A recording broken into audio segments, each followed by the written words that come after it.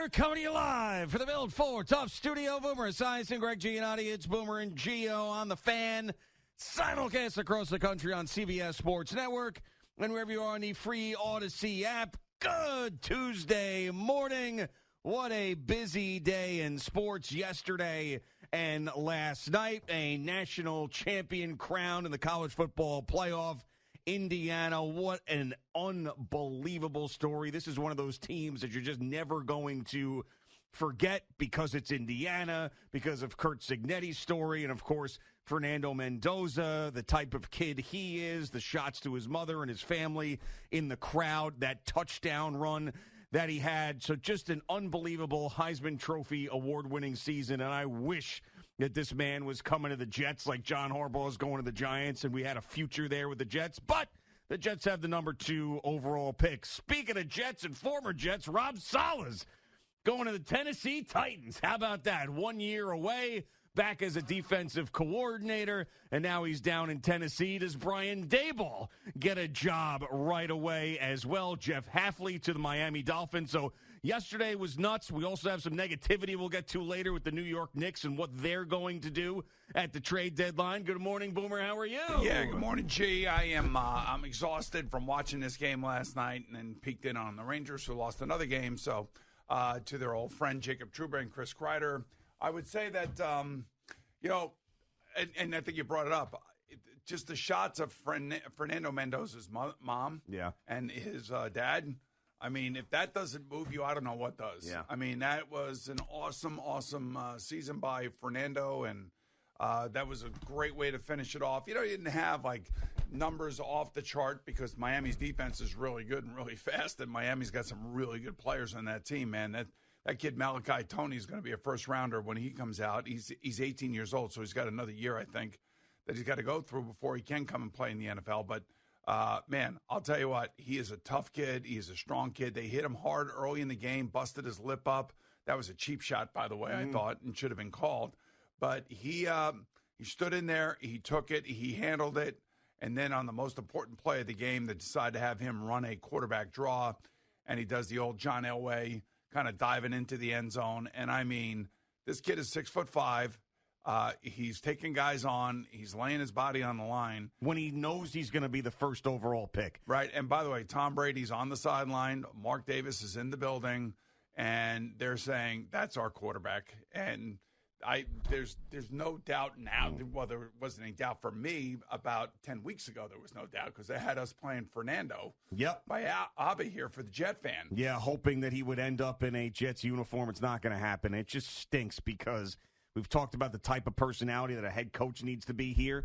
I think there's 2 types of personalities to be the quarterback here. One is the one that Jackson Dart has.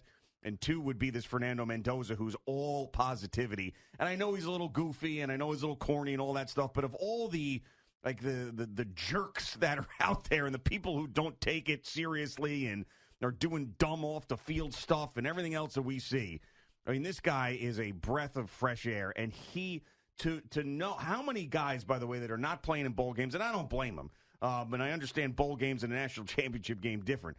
But this guy, knowing that he's the number 1 overall pick in the draft, put everything out there on that run.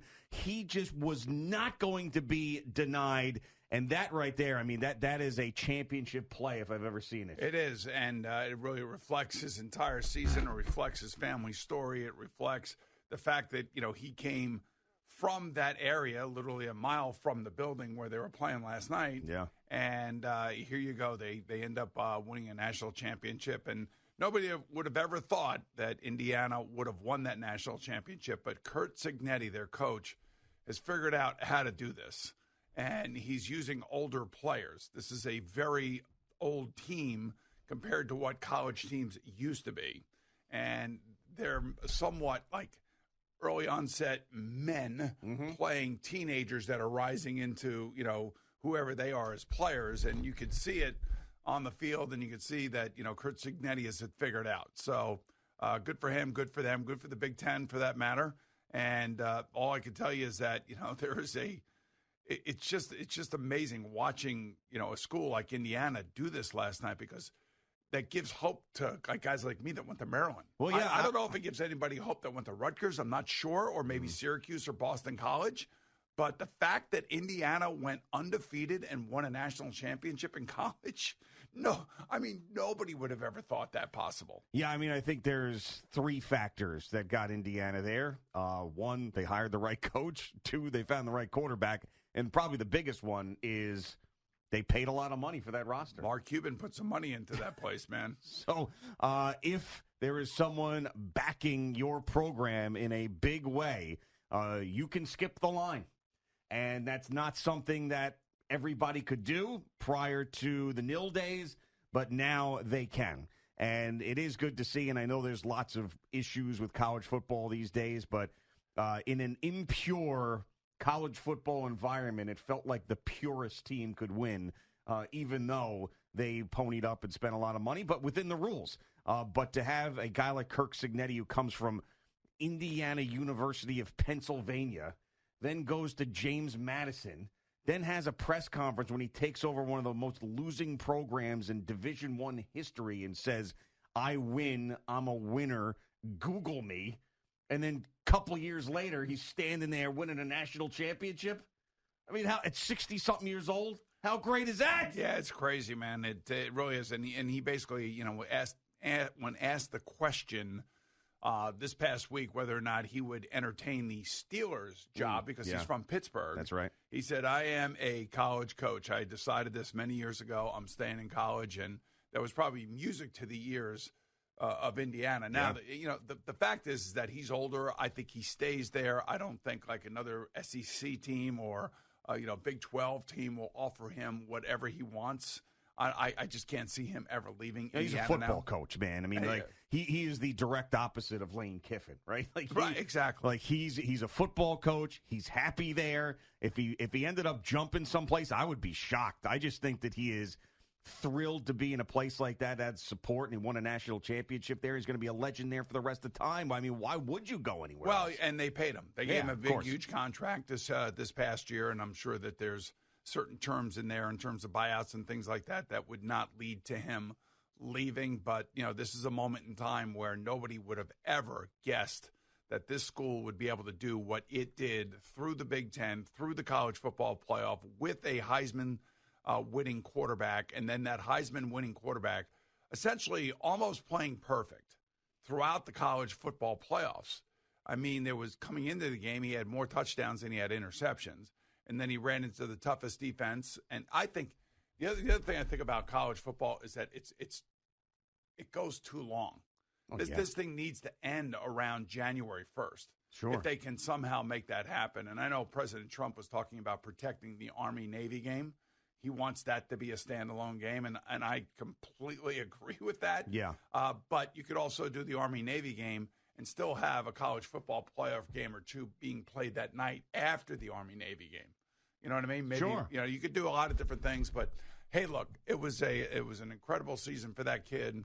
I'm rooting for that kid. I think we all should be rooting for that kid. The question is who are the Raiders going to hire as a head coach? Now I'm starting to think that it's one of these coordinators that are left in these Final Four teams.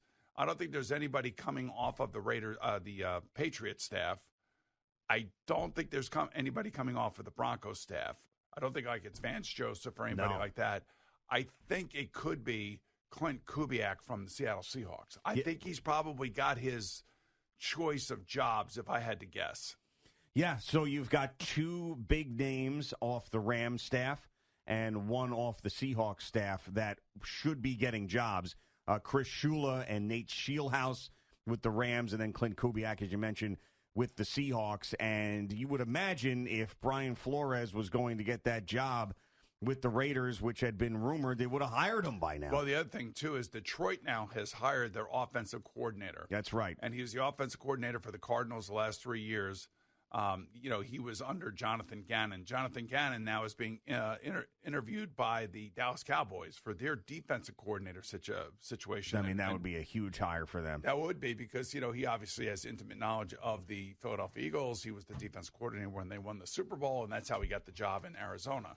And then, of course, the Jeff Hafley signing is not really that surprising simply because the new GM down there, John Eric Sullivan, came from Green Bay. And where was Jeff Hafley? He was in Green Bay. Yep. So, and Jeff, I guess, by all accounts and reports, like you wouldn't know it if you see him. You would only know it if you knew him. He's a guy that's supposedly very intense, very upbeat, and you see all the Green Bay Packer players wishing him well, and, they really like playing for him. Yeah, you want to talk about a guy who has come up through the ranks in his career. If you go back and look at his resume, he has done everything in college football, in pro football, and he's finally getting his opportunity down in Miami. And what they do with Tua next is going to be interesting. And our old buddy Rob Saleh getting a job with the Tennessee Titans. And I wonder now, and as the Dolphins' former head coach, Mike McDaniel, who's very close with Rob Saleh, go with Rob Saleh. And then I would be excited if I were someone who was rooting for the Tennessee Titans, if I had Mike McDaniel there as an offensive coordinator working with my young quarterback who was a number 1 overall pick last year. But Rob Saleh himself, just from what we saw here, I mean, we saw the Jets get worse when he was fired. But I did not think he was a great head coach. I did not think his preparation was great. I did not like the fact that even when Aaron Rodgers came here, it felt like Aaron Rodgers didn't respect him, where when he goes to Pittsburgh, he really respects Mike Tomlin. So if Mike McDaniel goes with Rob Saleh down in Tennessee, it could really, really work. But if not, I think that's not going to be you're not going to see Rob Saleh's coming out and being cheered 15 years from now in Tennessee Titans lore. Aaron Rodgers didn't come here because of Rob Saleh. He came here because of his buddy, the offensive coordinator. That's why he came here. So who they fired. Right, who they ended up firing. I'm not going to sit here and say that, that Aaron Rodgers disrespected or didn't respect Rob Saleh. I think he did. I just think, giving all that what happened in the 2 years that Aaron was here, it just didn't go well, especially when you fire the coach 5 games into the second season. Yeah. Like when you're coming, it's the amazing thing. When I got traded to the Jets, I never thought in my wildest dream that I was going to have 3 coaches in 3 years. And what happened to me could happen to Josh Allen if they're not careful. So they fire Sam Weish, the guy who knows me the best. And they bring in, they elevated our wide receiver coach, David Shula. David Shula is Chris Shula's dad. Yeah. So David Shula was our wide receiver coach. And I don't think he was ready to be a head coach at that point in time. I think he was probably 38 or 39, maybe a little bit younger than that. So and plus our team in Cincinnati was going through a total rebuild, and we were losing a lot of Plan B free agents. And it was not a good mix. It was not a good mix, me and him, and that's why they drafted David Klingler in the first round. And then I said, look, I want to get out of here. And they traded me to the Jets, and I was very thankful for that because Bruce Coslet was my offensive coordinator. After that first year, we go 8-8. Bruce is fired because they don't want to lose their defense coordinator, Pete Carroll, the young hot guy. Yeah. So Pete Carroll gets hired, and I love playing for Pete, and because he was an extension of Bruce, and we kept our same offense and everything else. And then the next thing you know, they fire Pete and they bring in Richie Kotite, and all hell breaks loose. So like you have the best player in the NFL right now up in Buffalo. Why you fire this head coach is beyond me. It's beyond me. I understand, the tough people out there want to talk about, he can't get over the hump. He can't do this. He can't do that. That's all BS as far as I'm concerned. The amount of injuries he's had to deal with over the years, the lack of, explosive playmakers with the exception of the quarterback and the running back, the way that they've, won all these games. I would take that 1,000 times over. Yeah, and by the way, the more confusing thing is promoting Brandon Beane, who was the architect of a roster that was lacking in many, many areas. I mean, how many times do we say it, even before the injuries? For the Bills to win, Josh Allen's got to do absolutely everything because he's got nothing around him. I mean, the defense was a bottom third defense. The weapons, they were never able to replace Stephon Diggs' production and have the wide receivers around him. The offensive line is, I guess the tackles are pretty good, but the interior, everybody says, needed to be improved. I mean, it's just not a good roster. Well, you want to know something? The moment he got fired yesterday, I'm thinking, okay, where? And I know it doesn't fit what they've done in the past. I'm like the Pittsburgh Steelers. Put him on the Pittsburgh Steelers. Let him coach that team. Yeah. I mean, don't if know. he wants to stay, he says he wants to stay in coaching and wants to continue to coach. I just don't want to see him go out to Arizona. Somebody's going to go out there, and 3 years from now, we'll be talking about that team again. Yeah, I mean, if Brian Daboll ends up with the Bills head coaching job, I mean, we just went through with Daboll and Saleh some of the worst football we've ever seen with these two teams. Loss after loss after loss. But two horrendous records. And both these guys going to land on their feet in two different places? It's crazy. But in Brian Daboll's defense, Daniel Jones, the year that he plays every game, they go to the playoffs. The next 2 years, he gets hurt. And then the next year, they finally draft a kid that does have a little juice to him. They play him. Everybody gets excited. And then they lose that game in Denver. I mean, that's how close these things are.